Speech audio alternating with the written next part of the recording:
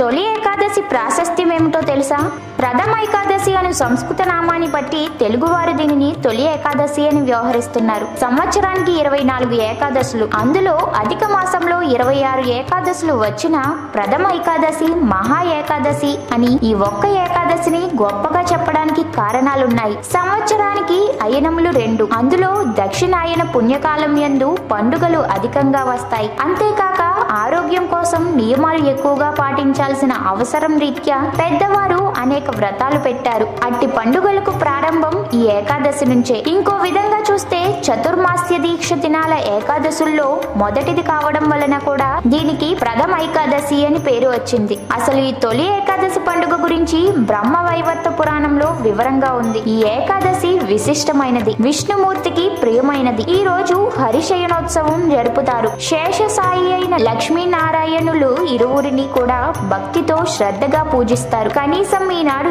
ఏకభుక్తమైన ఉపవాసం ఉంటారు. ఈ రోజు నుంచే చతుర్మాసి వ్రతం ప్రారంభమవుతుంది. శివ విష్ణు భక్తులిద్దరూ చేసే వ్రతం ఇది. ఏ మంచి పని ప్రారంభించినా దశమి ఏకాదశుల కోసం ఎదురు చూడటం ప్రజలకు అలవాటు. ఏడాది పొడవునా ఉండే 24 ఏకాదశుల్లో ఆషాఢ శుక్ల ఏకాదశి తొలి ఏకాదశిగా పరిగణిస్తారు. పూర్వకాలంలో ఈ రోజునే సంవత్సర ప్రారంభంగా పరిగణించేవారు. ఆషాఢ మాసం శుక్లపక్ష ఏకాదశి నాడు విష్ణుమూర్తి పాలకడిలపై యోగ నిద్రలోకి వెళ్లే సందర్భాన్ని తొలి ఏకాదశిగా పరిగణిస్తారు. స్వామి నిద్రించే రోజు కాబట్టి దీనిని శయన ఏకాదశి అని కూడా అంటారు. సతీ సక్కుబాయి ఈ శయన ఏకాదశి నాడే మోక్ష ప్రాప్తి పొందింది. తొలి ఏకాదశి నాడు రోజంతా ఉపవాసం ఉండి రాత్రికి జాగారం చేసి మర్నాడు ద్వాదశి నాటి ఉదయం విష్ణుమూర్తిని పూజించి తీర్థ ప్రసాదాలను స్వీకరించి ఆ తర్వాత భోజనం చేస్తే జన్మజన్మల పాపాలు ప్రక్షాళనమవుతాయని నమ్మకం.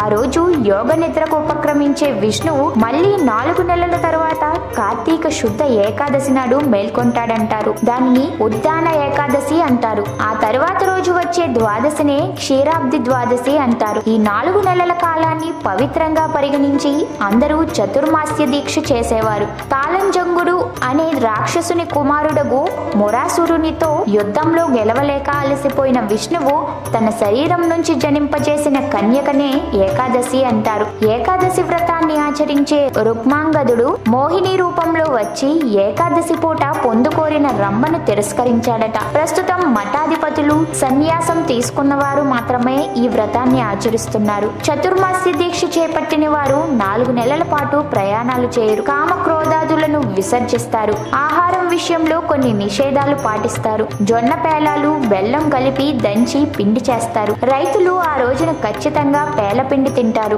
ఏకాదశి నాడు ఉపవాస నియమం లోకంలో స్థిరపడింది. ఏకాదశి రోజున శ్రీహరిని పూజించడం మంచిది. ప్రతి నెల వచ్చే ఏకాదశి రోజున శ్రీహరిని పూజిస్తే అష్టైశ్వర్యాలు చేకూరుతాయని పండితులు అంటున్నారు. ముఖ్యంగా ఆషాఢ మాసం వచ్చే తొలి ఏకాదశి రోజున ఒంటిపూట భోజనం చేసి శేషసాయి అయిన లక్ష్మీనారాయణ మూర్తిని స్తుతిస్తే కోటి పుణ్యాల ఫలం లభిస్తుందని విశ్వాసం. ఆషాఢ మాస తొలి ఏకాదశి రోజున సూర్యోదయానికి ముందే లేచి శుచిగా స్నానమాచరించి శ్రీహరిని నిష్ట నియమాలతో పూజించాలి. పూజ గదిని శుభ్రం చేసుకుని విష్ణుమూర్తి ప్రతిమను లేదా పటానికి పసుపు కుంకుమలు పెట్టి పుష్పాలతో అలంకరించుకోవాలి. తర్వాత చక్కెర పొంగలిని నైవేద్యంగా పెట్టి కర్పూర హారతివ్వాలి. ఏకాదశి వ్రతం ఆచరించే వారు కాల్చి వండినవి, మాంసాహారం, పుచ్చకాయ, గుమ్మడికాయ, చింతపండు, ఉసిరి, ఉలవలు, మినుములు తీసుకోకూడదు. అదే విధంగా మంచంపై పడుకోవడం చేయకూడదని పండితులు అంటున్నారు. ఈ రోజు నుంచి